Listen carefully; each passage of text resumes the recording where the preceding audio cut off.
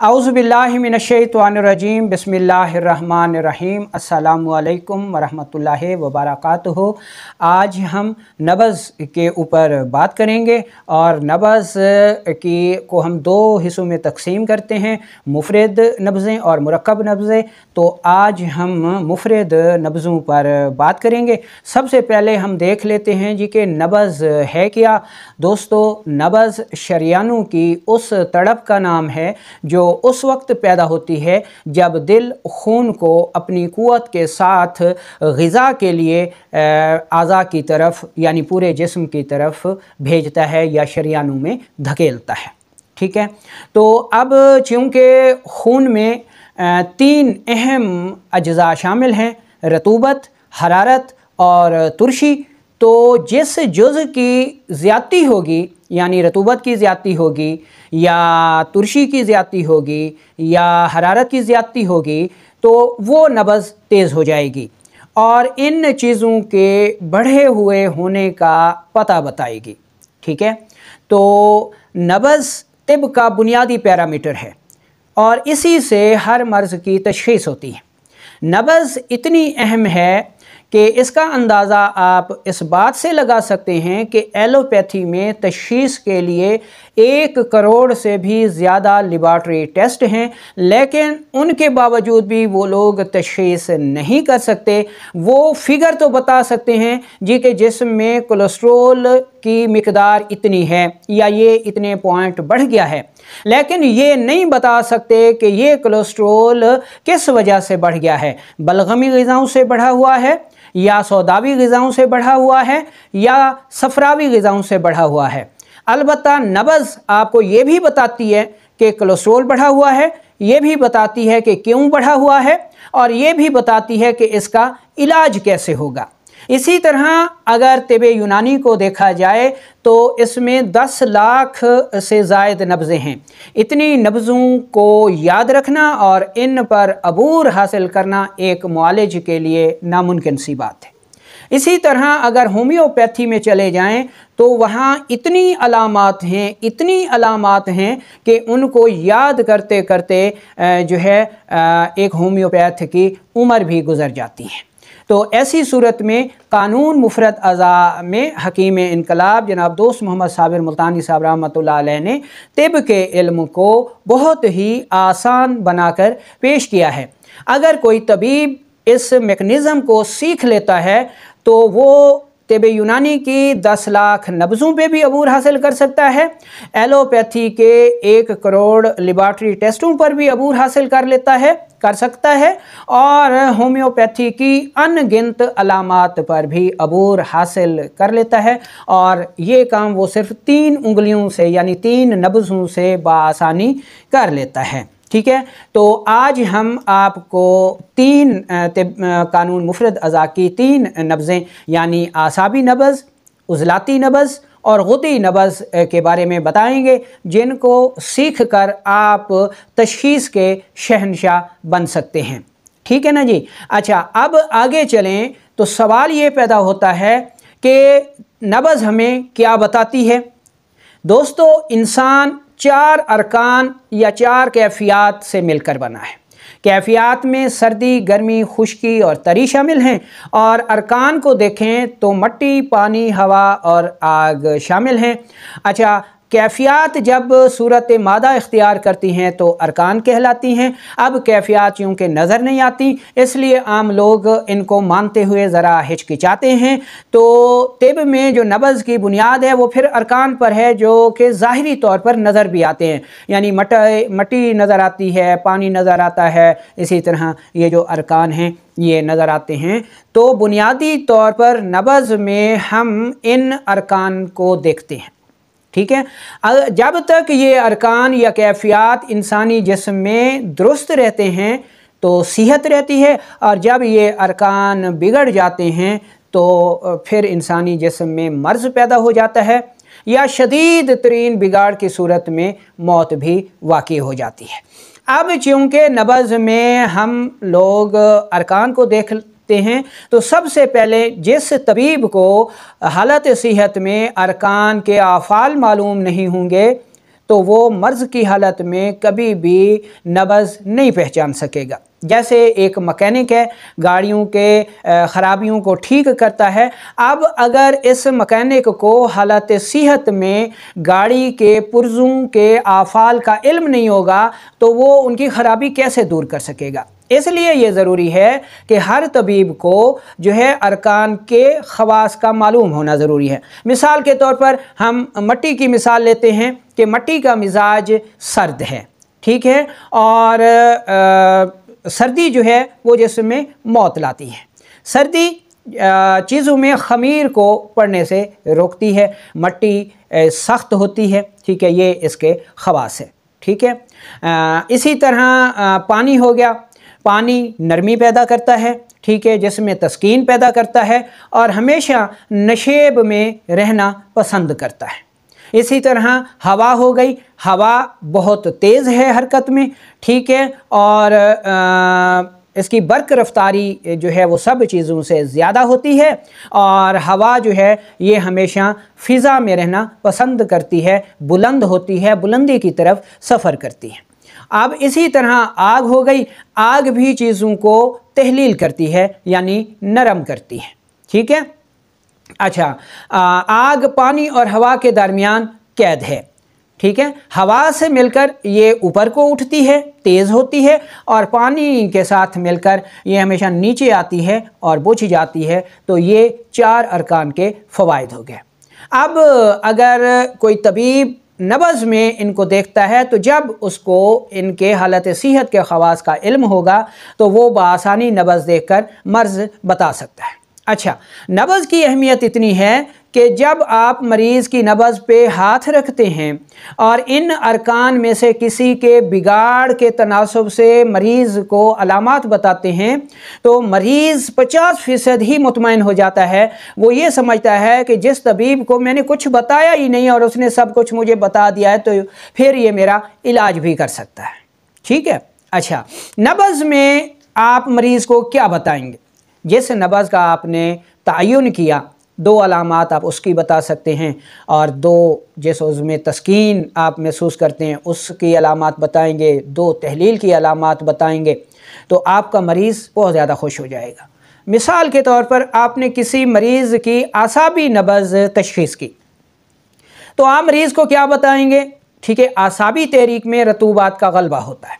जब आप देखेंगे कि आसाबी नब्ज़ तेज़ है यानी जिस्म और खून में रतूबत और बलगम का गलबा है और दिल जो है वो उस बलगम वाली नब्ज़ को यानी खून को ज़्यादा पंप करता है तो साफ ज़ाहिर है कि आसाबी नब्ज़ तेज़ होगी। तो आप जब रतूबात ज़्यादा होंगी तो उनका अखराज भी ज़्यादा होगा। अब दिन के वक्त तो मरीज़ को महसूस नहीं होता रतूबात का अखराज, लेकिन रात को जब वो 2 से 3 या 4 मरतबा पेशाब के लिए उठता है तो ये बड़ी अलामत होती है। अब आपने मरीज़ को बताना है जी कि आप रात को कितनी दफ़ा पेशाब के लिए उठते हैं, तो वो फ़ौरन बताएगा जी कि हकीम साहब 3 से 4 मरतबा उठना पड़ता है। अच्छा, फिर आप कहते हैं जी कि दिन को भी ज़्यादा आता है, वो कहेगा जी ज़्यादा आता है। अच्छा, मतली भी होती है, वो कहेगा जी जी हकीम साहब मतली भी होती है। आप उसको कहेंगे जी कि बहने वाला नज़ला भी है, वो कहेगा जी बिल्कुल है, ठीक है, रतूबात बहती है। इसी तरह आप उसको कहेंगे जी कि भूख नहीं लगती, ठीक है, या जिस्म सर्द रहता है, ब्लड प्रेशर लो रहता है, क्योंकि जब रतूबात ज़्यादा होंगी तो खून का दौरान कम हो जाएगा। तो इस तरह जब आप अपने मरीज़ को ये अलामात बताएंगे नब्ज़ देखकर तो मरीज़ पर आपकी हिकमत का सिक्का बैठ जाएगा, ठीक है। अच्छा, तो अब हम चलते हैं नब्ज़ के बुनियादी इल्म की तरफ। इसमें हम आपको स्लाइड्स भी दिखाएंगे, आपको इस तरफ या इस तरफ स्लाइड्स भी नज़र आएंगी। तो हम नब्ज़ को सबसे पहले 2 हिस्सों में तकसीम करते हैं कि जब भी कोई तबीब मरीज़ की नब्ज़ देखेगा तो वो नब्ज़ 2 सूरतों में होगी, या तो मरीज़ मर चुका होगा यानी मौत वाली नब्ज़ होगी, या फिर मरीज़ ज़िंदा होगा। यानी बुनियादी तौर पर नब्ज़ की 2 इक़साम हैं, मौत वाली नब्ज़, हयात वाली नब्ज़। अगर तो मरीज़ मर चुका है तो तबीब मरीज़ की नब्ज़ पर जब हाथ रखेगा तो वो नब्ज़ मट्टी वाली नब्ज़ होगी, यानी मरीज़ का जिस्म मट्टी की तरह सख्त होगा, ठीक है, और बिल्कुल ठंडा हो चुका होगा, मट्टी की तरह अकड़ चुका होगा, ठीक है, और नब्ज़ नहीं चल रही होगी, तो तबीब ये कहेगा जी कि आपका मरीज़ मर चुका है, ठीक है। अब नब्ज़ की दूसरी किस्म को हम देख लेते हैं कि या तो मरीज़ फिर ज़िंदा होगा। अगर मरीज़ ज़िंदा होगा तो फिर हयात वाली यानी ज़िंदगी वाली जो नब्ज़ है उसकी 3 इक़साम है, ठीक है। या तो ऐसी नब्ज़ दिमाग के अमराज बताएगी, इसको हम पानी वाली नब्ज़ कह सकते हैं, या फिर दिल के अमराज बताएगी, इसको हम हवा वाली नब्ज़ कह सकते हैं, या फिर ये जिगर व गुदुद के अमराज बताएगी और इसको हम आग वाले अमराज बताएंगे, ठीक है। अच्छा, अब अगर नब्ज़ ज़िंदगी वाली है, हयात वाली है, तो उसकी 3 इक़साम है। अब हम हर नब्ज़ का जायज़ा लेंगे। तो इसको हम शुरू करते हैं उज़लाती नब्ज़ से, ठीक है। अच्छा, अगर किसी मरीज़ के क़ल्ब व उज़लात में कोई मसला है, ठीक है, मर्ज़ है, ठीक है, ये गैर तबाही हो गया है, तो इसको हम कहते हैं हवा वाली नब्ज़ या हवा वाले अमराज, ठीक है।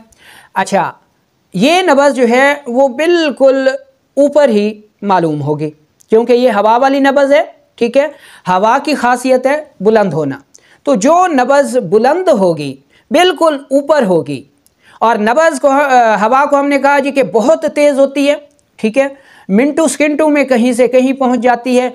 आंधी की मिसाल ले लें, तो जो नब्ज़ ऊपर होगी, जो नब्ज़ तेज़ होगी, ठीक है, ये हवा वाली नब्ज़ होगी और क़ल्ब व उज़लात के अमराज बताएगी। मिसाल के तौर पर दिल की वरम, सोजिश, गैस, तेज़ाबियत वग़ैरह वग़ैरह, ये उज़लाती नब्ज़ हवा वाली नब्ज़ हो गई। अच्छा, पहचान आपने इसकी कर ली कि मकाम के लिहाज से बिल्कुल ऊपर होगी, तेज़ होगी, 3 से 4 उंगलियों पर ठोकर देगी, ठीक है, और हरकत में तेज़ होगी, और यही ख़वास जो है वो हवा के हैं।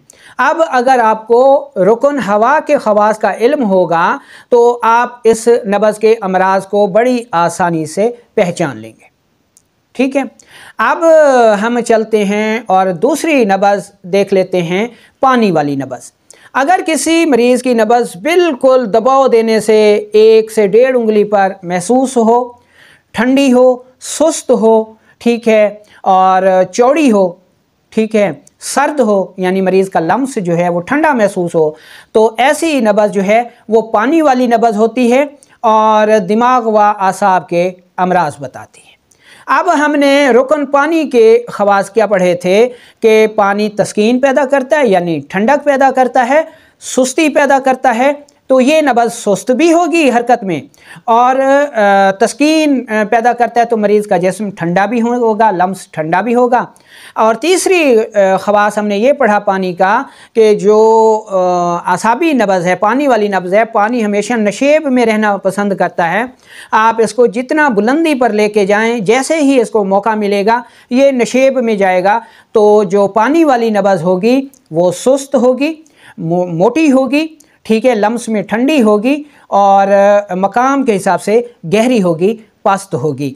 तो अगर कोई ऐसी नब्ज़ होती है तो वो जिस्म में दिमाग आती है। मिसाल के तौर पर ब्लड प्रेशर का लो रहना, भूख का ना लगना, पेशाब का ज़्यादा आना, बहने वाला नज़ला, पसीने का ज़्यादा आना, शुगर का होना वग़ैरह वग़ैरह, ये सारे आसाबी अमराज हैं। मर्ज़ का नाम चाहे जो भी हो, अगर 10 करोड़ अमराज आते हैं, ठीक है, या मरीज़ आपके पास आते हैं, लेकिन उनकी नब्ज़ आपको यही मिलती है पानी वाली, ठीक है, तो आपने अमराज के नाम को नहीं याद रखना, जरासीमों को नहीं याद रखना, आपने सिर्फ नब्ज़ को देखना है और उसके मुताबिक इलाज दे देना है। आगे चाहे 10 करोड़ अमराज हैं, 20 करोड़ हैं, 30 करोड़ हैं, जितने भी जरासीमी अमराज हैं, अल्लाह ताला के फ़ज़ल व करम से वो ठीक हो जाएंगे। तो ये 2 नब्ज़ें हो गई। अच्छा, ये हमने आपको 2 नब्ज़ें बता दी। अगर आप इन 2 नब्ज़ों पर अबूर हासिल कर लेते हैं तो तीसरी नब्ज़ आपको ऑटोमेटिकली आ जाएगी। जैसे एक उस्ताद ये बॉल पॉइंट देता है, ये 3 फिट की है, और वो अपने शागिर्द को कहता है जी कि इसको आपने काटना है, ठीक है, यानी 2 मिनट में काटना है।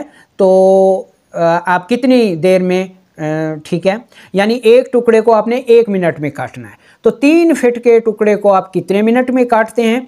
तो जो समझदार शागिर्द होगा वो तो यही कहेगा ना जी कि 2 मिनट में, लेकिन जो बस पूरा सुरा होगा वो कहेगा जी कि 3 मिनट में, क्योंकि ये बॉल पॉइंट 3 फीट की है।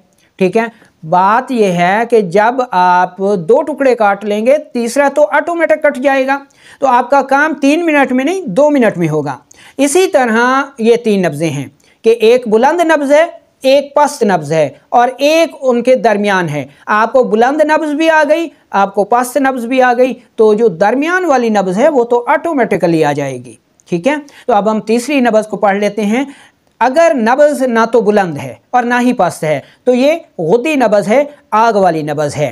ठीक है, ये दरमियान में मिलेगी, 3 से 4 उंगलियों पर मिलेगी। जिस तरह आग तेज़ होती है ये भी तेज़ होती है, ठीक है, लेकिन ये नरम होती है, जबकि जो हवा वाली नब्ज़ है 4 उंगलियों पर वो सख्त होती है। ठीक है, और दूसरा, इस नब्ज़ को अगर दबाया जाए तो ये दब जाती है।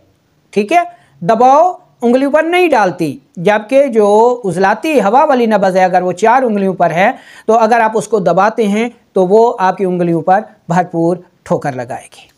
तो ऐसे लोग जिनकी नब्ज़ दरमियान में मिलती है, 3 से 4 उंगलियों पर ठोकर लगाती है, कवाम में नरम होती है, दबाने से दब जाती है, तो ये जिगर व गुदद और गुर्दों के और गर्म अमराज के मुतालिक आगाही देती है।